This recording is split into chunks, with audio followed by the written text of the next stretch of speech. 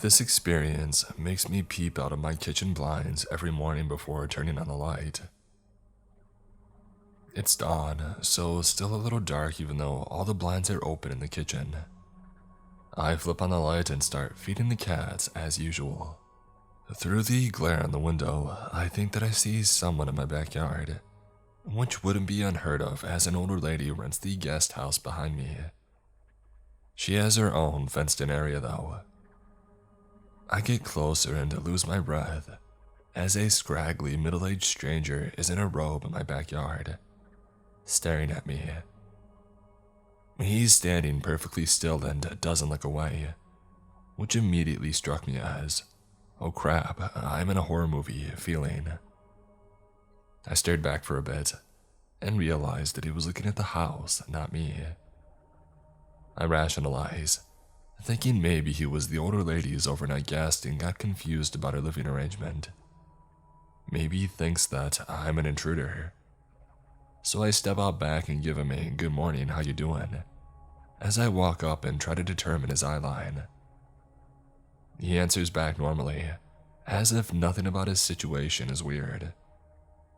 A note, he still doesn't make eye contact. He's still staring at my house. I then voice the classic passive-aggressive suburbia threat. Can I help you? I'm your neighbor. I think my kid's toy is on your roof. Two things. I know my neighbors, and he was not familiar. Also, what kid lands a toy on a roof at this hour? I tell him that I'll go up and check after work, kind of shooing him out. But he doesn't move, just keeps staring. I repeat, I'll check after work, you can go. Which house are you? I'll leave it at your door. What is it? He's silent for a moment, as I grow more irritated at his lack of response, and more creeped out. Finally, he replies, oh, I'm just a couple houses that way. He lackadaisically points in no discernible direction. I say okay and again ask what his kid had lost. He speaks again. Really, I could go get it if I could come in and go out that window. He points up at an attic vent. No, that's not really a window. I promise that I'll check later. Now have a good day. Again, trying to politely shoo him. I've now edged myself over to a loose board from my firewood pile that I could use as a weapon. He continues to stare at the house. His eyes haven't moved yet. I pick up the board and pretend that I'm moving it to a table behind him, so I can put him between myself and the fence gate, his hopeful exit. As I'm doing that, he breaks the trance and walks towards my back door. I'm pretty much done with any niceties at this point. I run up to block him, board in hand, and deliver the weakest intimidation speech ever. Look man, I don't know who you are, but I'm sorry, maybe I don't remember you, it's early, but I can't let you in my house. Please, I'll look on the roof later. He raises up his hand as if to say, no, I don't mean any harm, and tries to put it on my shoulder. I sidestep and put a few feet between us. He speaks again, in a dazed tone.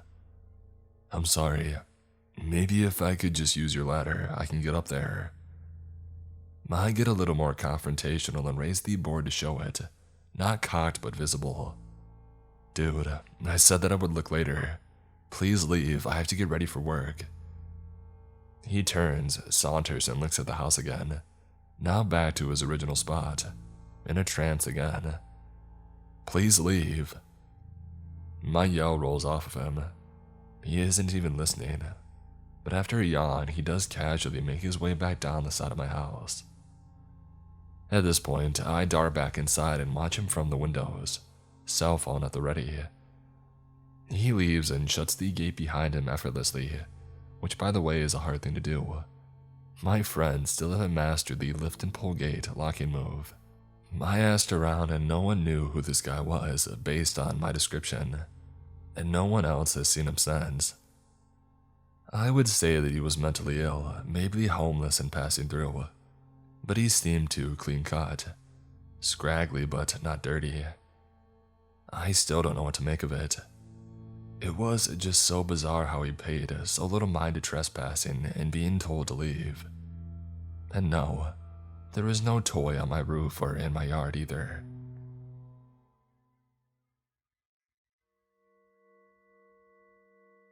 This happened about 6 months ago. My little backstory. The way my backyard is, it leads to my garage. The backyard is more like a deck.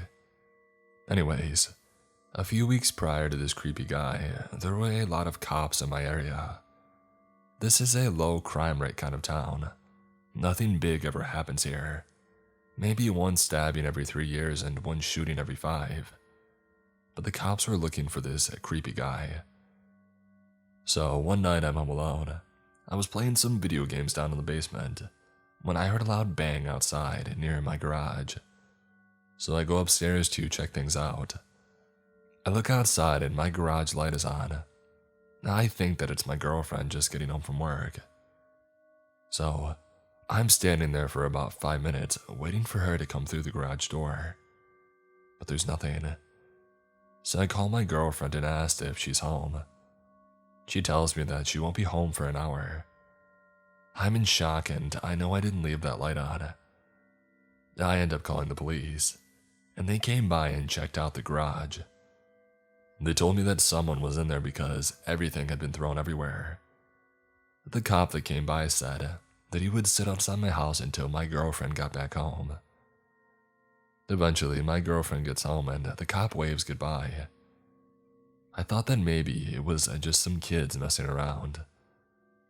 My girlfriend goes to bed while I made some food. I ate and went out for a smoke. I get out to light my smoke and look towards my gate. Nothing. I just thought to myself that my mind's playing tricks on me. I hear a noise at my side gate. I look over and there's some guy that looks like he's in his mid-40s just looking at me. I ask him what the heck he's doing. I think that I was in shock. He then tries to open up my gate. I threw my smoke at him and ran into the house and I locked the door.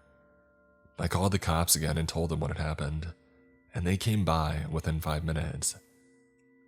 They told me that no one was around, but they believed he was there because the gate was wide open.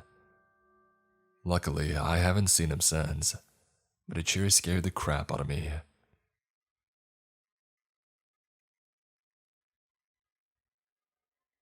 I've played World of Warcraft since the day it was released, and up until 2 years ago when my first daughter was born, I still did. I met my husband because of that game and had 2 babies. That game saved me from the cruel reality that I was forced to endure at the hands of my father. I was safe in this virtual world, away from these sick things and harsh words and actions. I thought. I love to raid a lot, I mean religiously.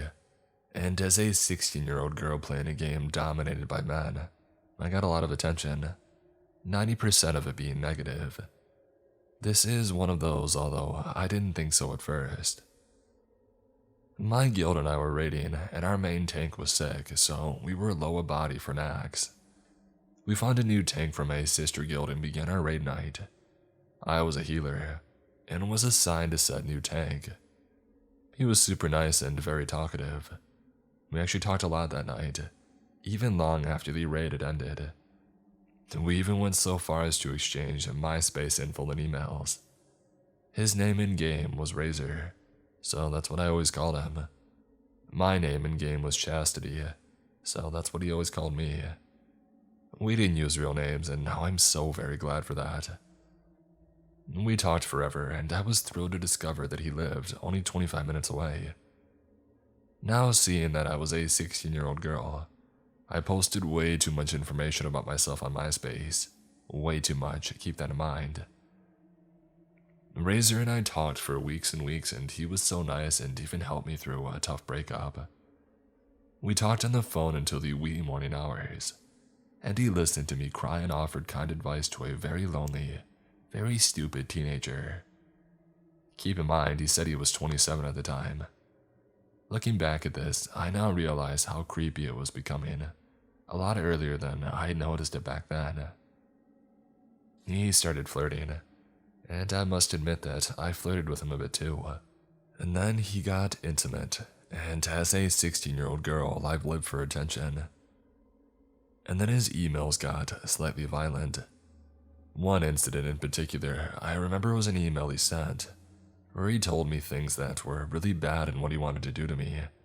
But stupidly, even after reading those emails, I still continued to talk to him. One day, after walking my dog through the park, I returned home to the phone ringing off the hook. No one was home, which was normal, as both my parents worked a lot, so I answered it. It was him.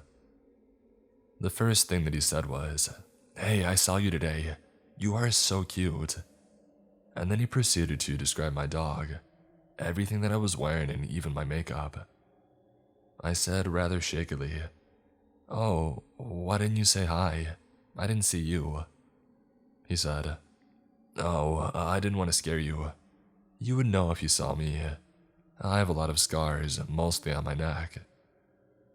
Even back then, in all of my stupidity, I was starting to get scared. So I said, "Yeah, from what?" His reply was way too happy when he said, "From glass." All I remember next was hearing him say, "Can I come in?" I slammed the phone down and grabbed two of the biggest knives in the kitchen. I grabbed my dog, a 200-pound St. Bernard, and hauled her into my room.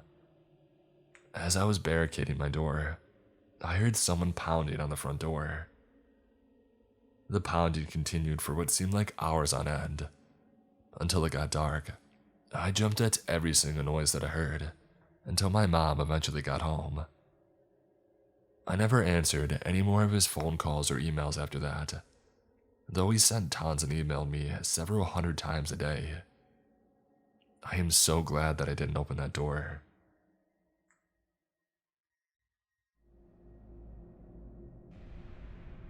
I live in a small town. You blink and you miss it. The best that we can boast about is a single stop sign and a gas station, which we only have because of the nearby highway.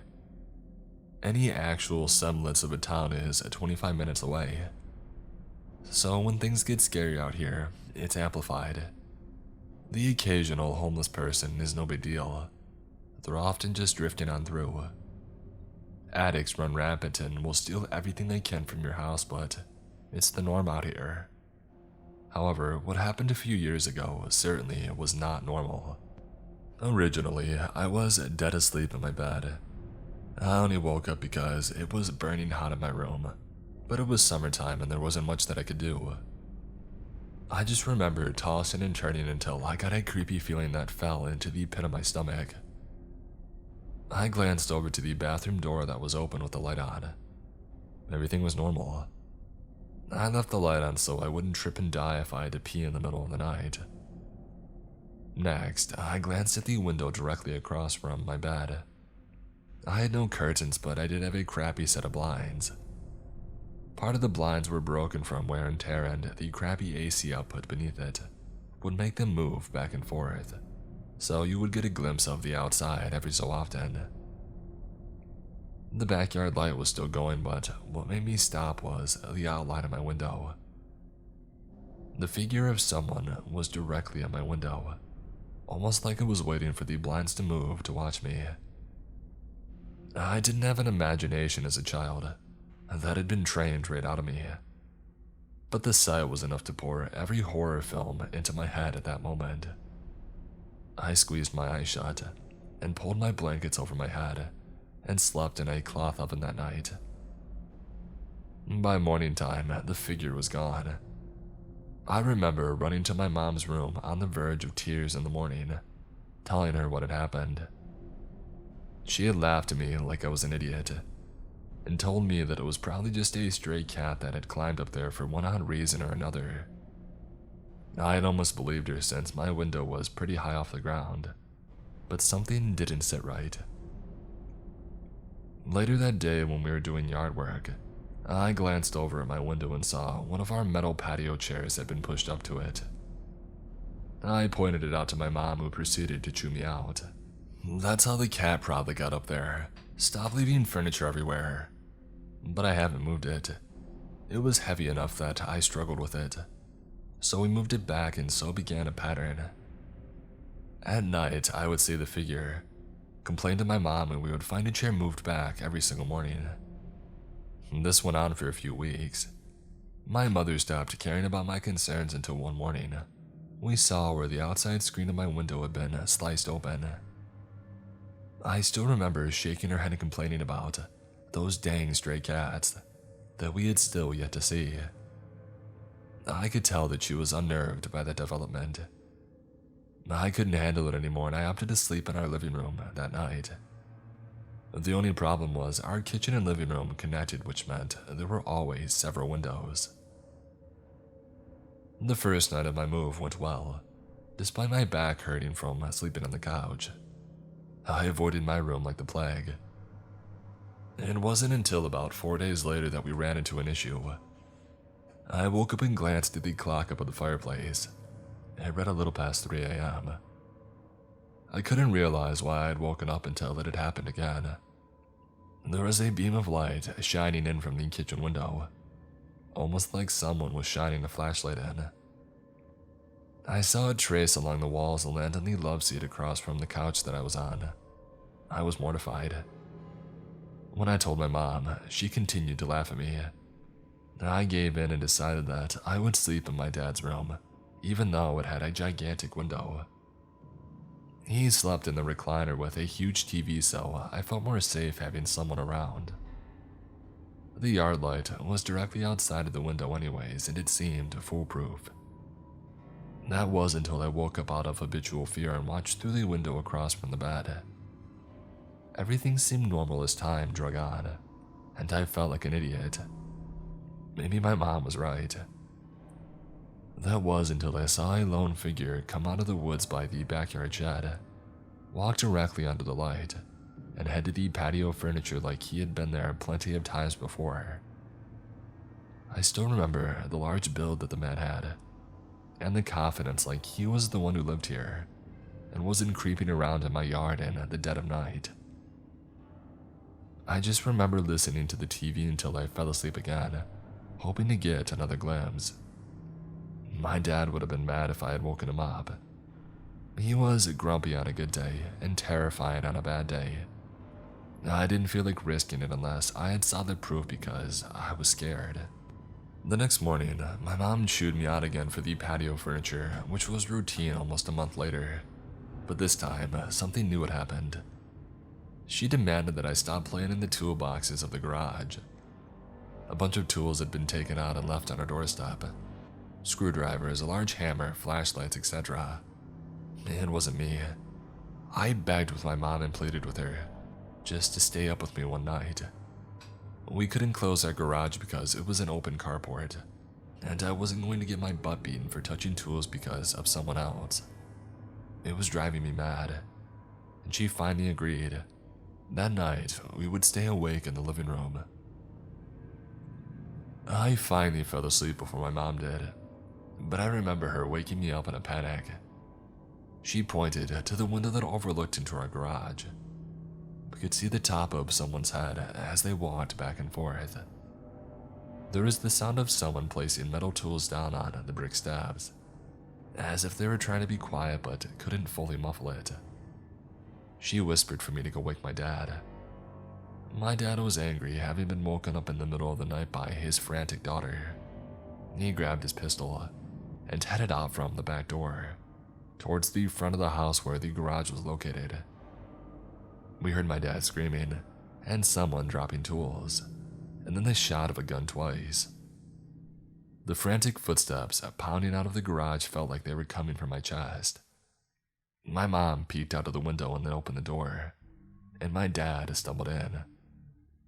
He had missed both shots because of his unstable aim, but told us that there was a man crouching at our front door looking at our door handle. None of us slept that night, and in the morning, the law from the closest town had arrived. They didn't do much besides ask if anything had been stolen, for a description of the man, and then told us to install cameras. That was it. They said the guy was probably just looking for something easy to steal for quick money. If that had been the case, why hadn't he stolen the tools, the generator, the welder, or broken into any of the vehicles in the garage? We finally set up some hunting trail cams around the house, but nothing has happened since. Coming home from college for holidays, I still have nightmares about the incidents years later when I sleep in my own bed. I don't know what he was looking for or why he did the things that he did. Whatever the case may be, I hope we never see him again.